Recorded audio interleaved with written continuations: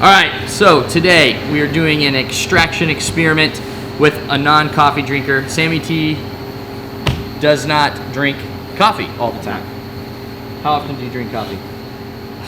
If it's warm, a cold brew about once a week, once every 2 weeks. If it's warm, a cold brew? Yeah, if it's warm outside. Oh, okay. If it's warm outside, I'll drink a cold brew. If the coffee's warm, I'll have it cold. Yeah, exactly. But if it's not warm outside, never. Yeah. Really, ever. Yeah, a swig. A swig. A swig. So, all right, so today we're gonna take a few swigs.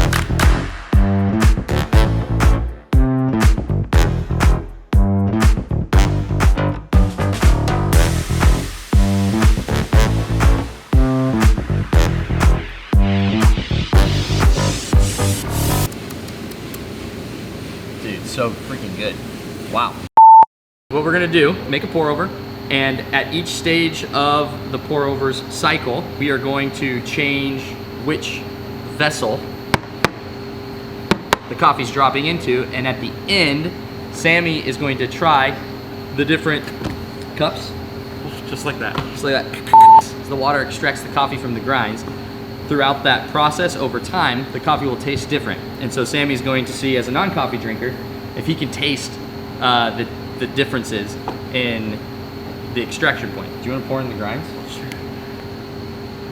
All right, sweet. But first, we're going to remove this. We're going to drop it into here. So this first stage is going to be the bloom.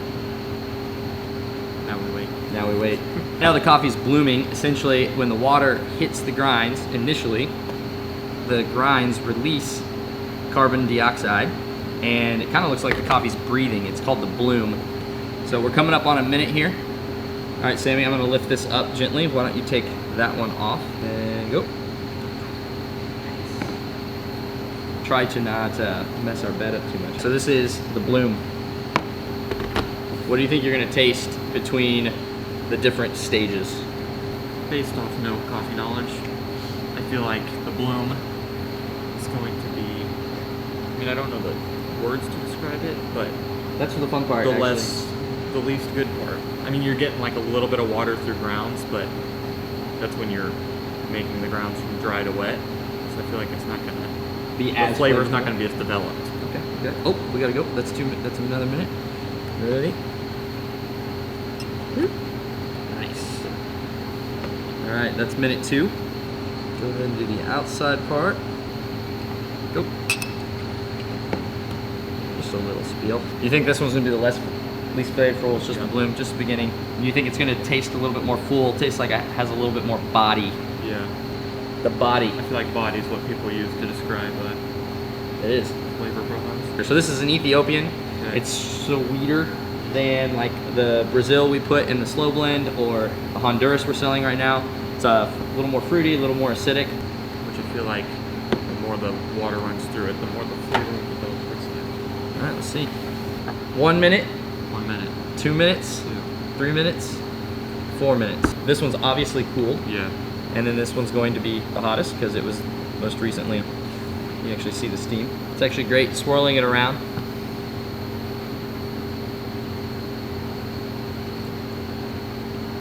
There's a very noticeable bitterness up front. Ooh. Yeah. Okay. You're gonna try that. Like right on the tongue. Which is what I kind of figured it would be. Wow.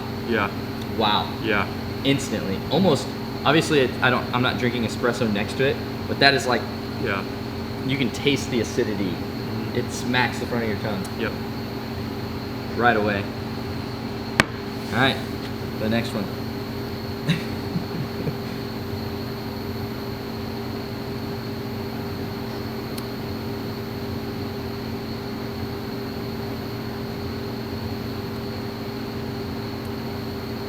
I don't know how to describe that. It's almost like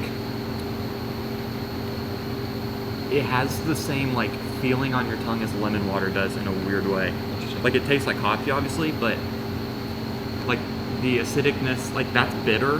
Whereas like lemon water, there's like a refreshing aspect to it. Oh yeah, it's not nearly as acidic. Yeah. Yeah, it's definitely. I mean, you can taste huge contrast between those two. Yeah. It's way more dialed down, a little bit more watery, for sure. Yeah. That's actually really good. Like a comparison to lemon water, a Yeah. really strong lemon water. Like it has the same like the way your tongue reacts to lemon, like the inside of your mouth would react to lemon water. yeah, and then try the first one with it again real quick. Damn. That's how I want my coffee to taste always. I just want the bloom. Wow. Yeah, going back to that, it's like kind of shocks your system. 3 minutes in right here. Now this is a little warmer, so Yeah. they're not all the same temperature yet, so it might be harder to pull the flavor out. Your tongue struggles to detect the notes the hotter the coffee. As it cools, you tend to be able to taste more of the flavor. After those two, this is like almost like the acidity's gone. Like Really? compared to those two, it's Yeah. very mild. Mild. Very mild. Yeah. Very mild. It's also warmer, so we should let this one cool a little bit and try here in a minute. But you're right, like exploding. Well, the other thing that's at play here is because I'm pouring, is there some things that I could have done differently as I was pouring Yeah. at this 3 minute mark?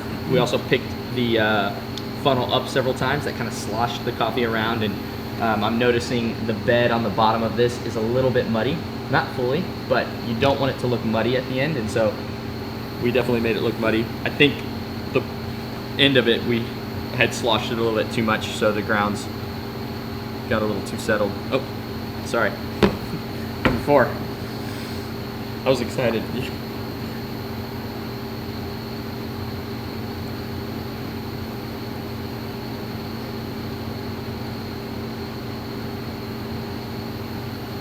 I think that one's even more like that one's on the same level as that one almost, if not more tame. Yeah. Yeah, they taste about the same. Yeah. Yeah, a little less tame, but Yeah. about the same. More watery.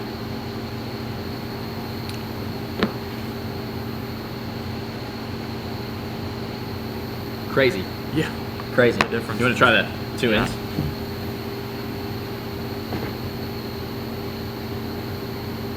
Yeah. So this is a fun way to see how well we extracted each stage of the brew, but it's also a cool way to taste the different flavors that are coming out of the coffee at the different stages. So much sweeter, much more acidic up at the front, which makes sense. The water just started to absorb the coffee, Yeah. and it's the beginning of the extraction. The end, we've pulled out a lot of that flavor already. So. Yeah.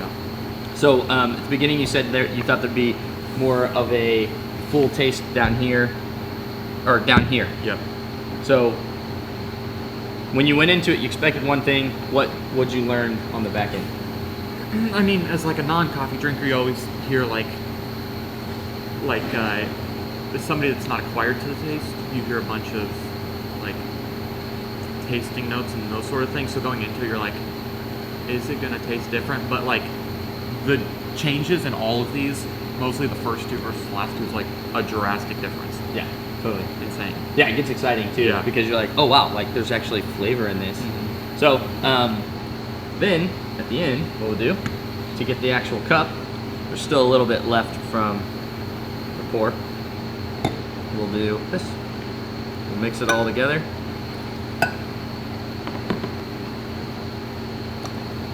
And now we have our cup of coffee.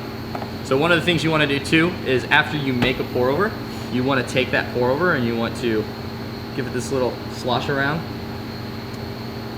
And that will help mix the different stages of the brew. Yeah. I already had coffee in this cup, so. And you try them all together. Actually, you can try this one.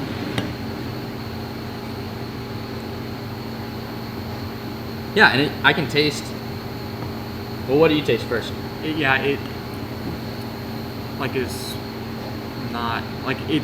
You can isolating all of the different flavors and then putting them together. You can kind of differentiate them on your tongue.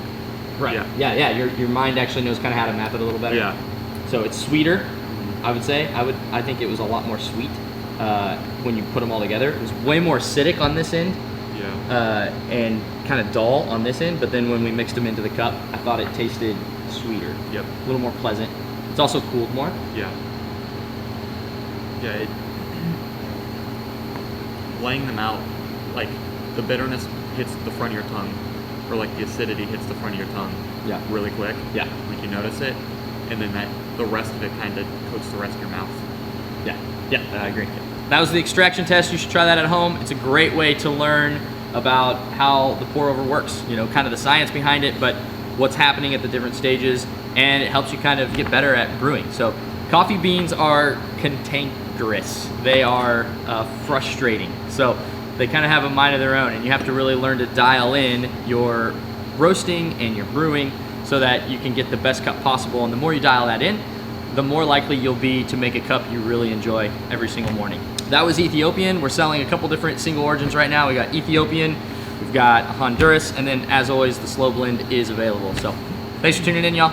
We appreciate you. Enjoy brewing.